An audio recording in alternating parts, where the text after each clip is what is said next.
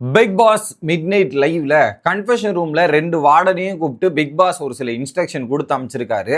அதை அமைச்சதுக்கு அப்புறம் 2 வார்டனுக்குள்ளேயே ஏகப்பட்ட சண்டைகள் முரண்பாடுகள் வருது. அது என்ன ஏது அப்படின்றத டீட்டெயிலா பார்த்துருவோம். வணக்கம் மக்களே, நேஷனல் உட்ஸ்ல இருந்து உங்கள் மணிவண்ணன். சேனலுக்கு புதுசா இருந்தீங்கன்னா சப்ஸ்கிரைப் பண்ணிருங்க. வீடியோ பார்க்குற அனைவருமே மறக்காம லைக்கும் ஐப்பும் பண்ணீங்கன்னா வீடியோ பல பேருக்கு போய் சேரும். அந்த உதவியை நீங்க பண்ணீங்கன்னா ரொம்ப ரொம்ப யூஸ்ஃபுல்லா இருக்கும். இப்போ கண்டென்ட்டுக்குள்ள போயிடலாம். ஸோ பிக் பாஸ் கன்ஃபெஷன் ரூம்ல கூப்பிட்டு என்ன சொல்றாரு அப்படின்றது பார்த்தீங்கன்னா, ஸோ நீங்க தான் இதுக்கப்புறம் பொறுப்பேற்க போறீங்க. ஸ்கூல் முடிஞ்சதுக்கு அப்புறம் வார்டன் தான் எல்லாரையும் டேக் கேர் பண்ணணும். அவங்க வந்த உடனே ஹோம்ஒர்க் கொடுத்துருக்காங்களா அப்படின்றத செக் பண்ணி அவங்கள ஹோம்ஒர்க் எழுத வச்சுட்டு சாப்பாடு போட்டு தூங்க வச்சுட்டு மறுநாள் காலைல கரெக்டாக எழுப்பி விட்டுட்டு அவங்களோட ரொட்டீனை ஃபாலோ பண்ணிட்டு சாப்பாடு கட்டி ஸ்கூலுக்கு அனுப்பணும் அப்படின்றது தான் வேலை. ஸோ அங்கே டான்னு பெல் அடித்தோடனே டான்னு இவங்க உள்ளே போனோம் அப்படின்ற ஒரு இன்ஸ்ட்ரக்ஷன் 2 வார்டனுக்குமே பிக் பாஸ் கொடுத்துட்டார். எப்படி இதுதான் இவங்களோட ரோல். சாப்பாடும் இவங்க தான் செஞ்சு கட்டி கொடுத்து அனுப்பணும். இதுதான் ரோல். ஓகேவா? என்ன பண்ணுறாங்க, வெளியே வந்துட்டு டிஸ்கஷன் நடக்குது என்ன பண்ணலான்ட்டு. ஓகே அப்படின்ற மாதிரி போயிட்டு இன்னொரு பக்கம் பார்வதிக்கு சமையல் தெரியாது. உங்களுக்கு தெரியும்ல, ஒரு வீடியோ கிளிப் பார்த்தேன் நான்.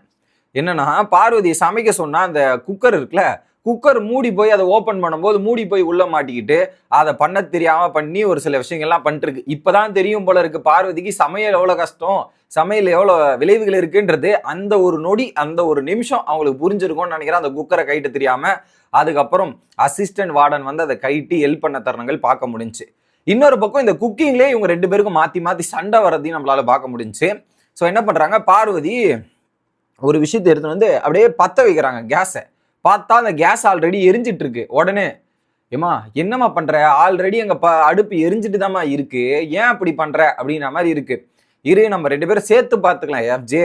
ஸோ அடுப்பு இதெல்லாம் இருக்குல்ல பார்த்துக்கலாம் அப்படின்னும் போது, இங்க பாருங்க சொல்றது கேளுங்க, ஆல்ரெடி கேஸ் ஆன்ல இருக்கு, நீ என்ன கேஸை பத்த வச்சிட்டு இருக்க அப்படின்னு சொல்லும் போது, இல்லை எனக்கு தெரியல, ஸோ நீ நிறைய சமையல் பண்ணிருக்க, ஸோ கேஸ் ஆன்ல தான் இருக்குன்னு சொல்றான், எனக்கு தெரியல நிறைய சமையல் பண்ணிருக்க போல இருக்க, நிறைய கத்துட்டு இருக்க, அதனாலதான் இப்படி பேசுற, இதுக்கப்புறம் தான் நான் கத்துக்க முடியும், இங்க இருந்தா லேர்னிங் பண்ண போறேன் அப்படின்ற மாதிரி பார்வதி சொல்ல, உடனே எஃப்ஜி அதெல்லாம் இல்ல, 2 பேரும் பொறுப்பு கொடுத்தது நம்ம 2 பேருமே சீக்கிரமா பண்ணி எல்லா வேலையும் பண்ணி முடிக்கிறதுக்கு தான், கத்துக்கிறதுக்கான இடம் கிடையாது பாரு, இது சீக்கிரமா பண்றதுதான் எல்லாரோட வேலை அப்படின்ற மாதிரி சொன்னோடனே உடனே சொல்றாங்க, இதுல ஃபிளேம் தானே, அந்த ஃபிளேமை வச்சுட்டு போனா ஒன்னும் ஆக போறதுல பிரச்சனையே இல்லைன்னும் போது உடனே டென்ஷன் ஆயிட்டா சபரி.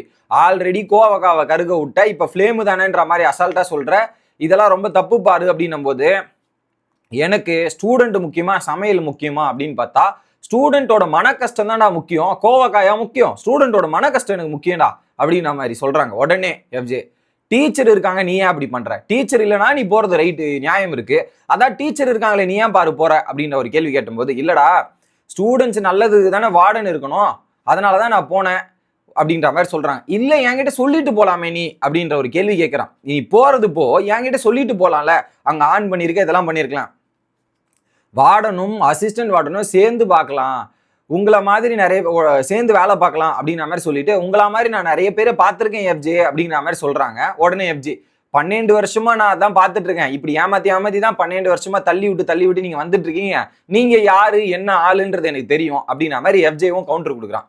எனக்கு என்னன்னா, இப்போ அவங்க ஒரு ஸ்டூடெண்ட்டை பார்க்க போறாங்கன்னா, கிச்சன்ல இதை வச்சுட்டு போயிருக்கேன், இதை பத்த வச்சுட்டு போயிருக்கேன்னு சொல்லிட்டு போறதுக்கு எவ்வளவு நேரம் ஆகும், அது சொல்லிட்டு போனா எஃப்ஜே பார்க்க போறான். இவங்க சொல்லாம கொள்ளாம போட்டு ஆன் பண்ண வச்சுட்டு ஃபிளேம்ல போனா அது கருகிருச்சுன்னா யாரு, அதை தான் அவன் கேட்கறான். அதை கேட்டா பார்வதி இப்படி ரியாக்ட் பண்றது, இப்படி பதில் சொல்றதுன்ற மாதிரி இருக்கு. அதுக்கப்புறம் என்ன பண்றாரு, எஃப்ஜே போயிட்டு வியானா கூட வெளியே கார்டன் ஏரியால விளையாடிட்டு இருக்காரு. அங்க ஒரு சில விஷயங்கள்லாம் நடந்துட்டு இருக்கு கார்டன் ஏரியால.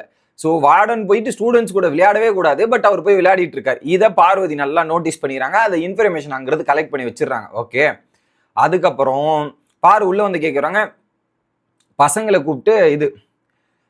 கூப்பிட்டு கரெக்ட் பண்ணிட்டு இருக்காங்க, கரெக்ட் பண்ணி சில விஷயங்கள்லாம் கேதர் பண்ணிருக்காங்கன்றது எஃப்ஜேவும் கண்டுபிடிச்சிட்டாங்க. ஓகேவா? அப்புறம் என்ன பண்றாங்க, பார்வதி அடுப்புல இருந்து அங்க இருந்துகிட்டு, ஸோ அடுப்புல இருக்கும்போது சில விஷயங்கள்லாம் நான் சொல்லிட்டு தான் இருந்தேன், ஆனா இங்கிருந்து நம்ம அசிஸ்டன்ட் மேனேஜர் போயிட்டு வெளியே அங்க விளையாடிட்டு இருக்காரு, சீசாவெல்லாம் விளையாடிட்டுலாம் இருக்காரு, ஸோ இதெல்லாம் ரொம்ப தப்பு சார் அப்படின்ற மாதிரி அங்க டிஸ்கஸ் பண்ணிட்டு இருக்காங்க. இங்க கேட்டு இன்ஃபர்மேஷன் வாங்கி டிஸ்கஸ் பண்ணிட்டு இருக்காங்க. அடுத்து பார்வதி வரான். பார்வதி வந்த உடனே எஃப்ஜே வரான். பார்வதி உடனே கேட்குறாங்க, எங்க போயிருந்தீங்க அப்படின்னு கேட்கும்போது, பசங்க கூட அங்க வெளியே ஏதோ நடந்துட்டு இருந்தா அதை பார்த்துட்டு இருந்தேன் மேடம்ன்ற மாதிரி எஃப்ஜே சொல்ல, உடனே பார்வதி கேட்குறாங்க, ஸோ நீங்கள் இங்கே வாங்க, அடுப்பில் இருக்கும்போது இங்கே வந்து வேலை பாருங்க சொல்லிட்டு இருந்தா நீங்கள் பாட்டுன்னு எங்கே போறீங்க? வியானா கூட போய் சீசால தானே விளையாட்டு வரீங்க. இதெல்லாம் ரொம்ப தப்பு சார், அங்கெல்லாம் போய் விளையாடக்கூடாதுன்ட்டு. ஸோ குழந்தைங்கள் இது அந்த ஸ்டூடெண்ட்ஸ் கிட்ட நீங்கள் ஏன் போய் விளையாடுறீங்க? அவங்க பேரண்ட்ஸ்லாம் பார்த்தா உங்களை தப்பாக நினைப்பாங்களா மாட்டாங்களா? உங்களுக்கான ரூல்ஸ் என்ன? வார்டன் போய் அந்த மாதிரி வேலைலாம் பார்க்கக்கூடாது சார், கொஞ்சம் டிஸ்டன்ஸ் மெயின்டைன் பண்ணிங்க, டிஸ்டன்ஸ் வெயிட் பண்ணுங்க, நீங்கள் அசிஸ்டன்ட் வார்டன்றதை பார்த்து தெரிஞ்சுக்கங்க, அப்படி போய் ப்ளே பண்ணுறதே தப்பு தான் அப்படின்ற மாதிரி பார்வதி ஒரே போடு போட்டாங்க. அப்படியே பார்வதி ரிட்டர்ன்ல ஒரே போட்டு இவருக்கு எஃப்ஜே போட்டு தள்ளிட்டாங்க. என்ன பண்ணிட்டா, கிச்சன்ல பார்வதி வேலை விட்டு எஃப்ஜே போயிட்டான். இதை எடுத்துன்னு வந்து நீ போய் எங்க கேம் விளையாடுற, அசிஸ்டன்ட் வியானா கூட இருக்குன்ற மாதிரி போட்டு உடச்சு விட்டாங்க. அதுக்கப்புறம் எஃப்ஜே என்ன பண்றான், போயிட்டு வியானா கூட தான் பேசிட்டு இருக்கான், வியானா கூட தான் சுத்திட்டு இருக்கான். எனக்கு தெரியல அவன் வார்டனா இல்ல வியானாவோட ஏதோ அப்படின்ற கேட்டகரியில வச்சுக்கலாமே, அது பண்றானான்னு எனக்கு தெரியல. ஸோ அதுவுமே எனக்கு தப்பா இருக்கு. அவரு கொடுத்த வேலையை பார்த்துருக்கணும், அதை விட்டு வியானா கிட்ட சுத்திட்டு இருக்கிறதும் ரொம்ப ராங்கா இருக்கு. அதுக்கப்புறம் என்ன பண்றாங்க, பார்வதிக்கு பிளாக் டீ போடணும், பிளாக் டீ போடுறது கூட தெரில. அதுவும் ஒரு பக்கம் ஸ்டூடெண்ட் சொல்லி கொடுக்க வேண்டியதா இருக்கு, இல்ல டீச்சர் சொல்லி வேண்டியதா இருக்குது. இந்த மாதிரி ஒரு விஷயத்தை கத்துட்டு குக்கிங்ல ஹெல்ப் பண்ணி அந்த டீயுமே ஒரு பக்கம் பார்வதி போட்டுட்டு இருக்காங்க, பாத்திரத்தை ஊத்திட்டு அதையெல்லாம் ஒரு விஷயத்த பண்ணிட்டு இருக்காங்க. ஓகேவா? இது முடிச்ச உடனே டைரக்டா பார்வதி டைரக்டா போய் இவர் இருக்கார்ல பிரின்சிபல், அவர்கிட்ட போய் கழுவி ஊத்திட்டாங்க. கழுவி மீன்ஸ் எஃப்ஜே இந்த மாதிரி பண்றது எல்லாத்தையுமே அங்க போயிட்டு மொத்தமா கொட்டி தீர்த்துட்டாங்க. சார் இங்கே பாருங்க சார், நாங்கள் 2 பேர் சேர்ந்து தான் ஒர்க் பண்ணோம், அவர் வந்து ஒர்க் பண்ண மாட்டேங்கிறார், அங்கே போயிட்டு பல விஷயங்கள்லாம் பார்க்குறாரு. இப்போ அவர் வந்தால் தான் பாத்திரம் கழுவ வேண்டியது இருக்குது, இதெல்லாம் பண்ண வேண்டியது இருக்குது, ஆனால் இப்படிலாம் பண்ணக்கூடாது சார்ன்றதையும் சொல்லிடுறாங்க. ஆக்சுவலாக இன்னொரு உண்மையுமே அவங்க சொல்கிறாங்க, சார் 2 பேரும் சேர்ந்து தான் சார் வேலை பார்க்கணும், ஆனால் அவன் தனியாக போய் பாத்திரத்தெல்லாம் கழுவி வச்சுட்டு நான் பண்ணிட்டேன் இதெல்லாம் பண்ணிட்டேன்ற மாதிரி சொல்கிறான் சார், இது எப்படி சார் அப்படின்ற மாதிரி சொல்கிறாங்க. ஸோ சேர்ந்து ஒர்க்கிறதுல ஆல்ரெடி ஒரு வேலையை அவன் பார்த்துட்டான், இந்த வேலையை நீங்கள் பார்க்கணும். இதில் கோஆர்டினேஷன் முக்கியம். பார்வதி மட்டும் நான் சொல்கிறத அவன் கேட்கணும், அவன் சொல்கிறத நான் கேட்க முடியாதுன்ற ஒரு மைண்ட் செட்டில் இருக்காங்க. எனக்கு என்ன புரியலன்னா, வார்டனும் அசிஸ்டன்ட் வார்டனும் சேர்ந்து விளையாடுறது தான் கேமு, அதுதான் ரோல் கொடுத்துருக்காங்க. பட் நீங்கள் ஏதோ ஒரு வேலைக்கு போறீங்கன்னா வார்டன் அசிஸ்டன்ட் வார்டன் கிட்ட சொல்லிட்டு போகிறதுல தப்பு இல்லையே, அவன் எனக்கு ஆர்டர் போடுறான்ற மாதிரி பேசுகிறாங்க. அதுவுமே எனக்கு தப்பா தெரியுது. இவங்க சொல்லிட்டு போனோம், அதை சொல்லிட்டு போகிறத அவன் பாயிண்ட்டை கரெக்டாக ரைஸ் பண்ணதுக்கப்புறம் அப்படியே திருப்பி அவன் மேலே போட ட்ரை பண்ணுறாங்க. நீங்க ஸ்டூடெண்ட்டை பார்க்க போனீங்க, என்கிட்ட சொல்லிட்டு போனா நான் பார்த்துப்பேன் அப்படின்றதான் அவனோட வாதம். இங்க எத்தனை வந்து கம்ப்ளைண்ட் பண்ணி அந்த கம்ப்ளைண்ட் எஃப்ஜேக்கு எதிராக திருப்பிட்டு சில விஷயங்கள் நடக்குது. அதை எடுத்துட்டு போய் பிரின்சிபல் போய் எஃப்ஜே கிட்ட கேட்கிறார், சார் நான் போய் வேலையை பார்க்குறேன் சார், ஒன்றும் பிரச்சனை இல்லை, வியானா நோட்ல ஏதோ எழுதிட்டு இருக்காங்க, அதை கம்ப்ளைண்ட் பண்றதுக்கோ தேடி கண்டுபிடிச்சு உங்ககிட்ட சொல்ல தான் வந்தேன், அதை தானே சார் பண்ண வந்தேன் அப்படின்ற மாதிரி அங்கே எஃப்ஜே சொல்லிடுறான். இன்னொரு பக்கம் பிளேட்டையும் வாஷ் பண்ண எஃப்ஜே அங்கே போயிட்டு அந்த வேலையை பார்த்துட்டு இருக்கான். இன்னொரு பக்கம் நம்ம பார்வதி செய்த சமையல் எல்லாரும் நல்லா இருக்கு இதுவா இருக்குன்ற மாதிரி பாராட்டி புகழ்றாரு. குறிப்பா அமித்லாம் பாராட்டி புகழ்ந்து தள்ளிட்டு இருக்காரு.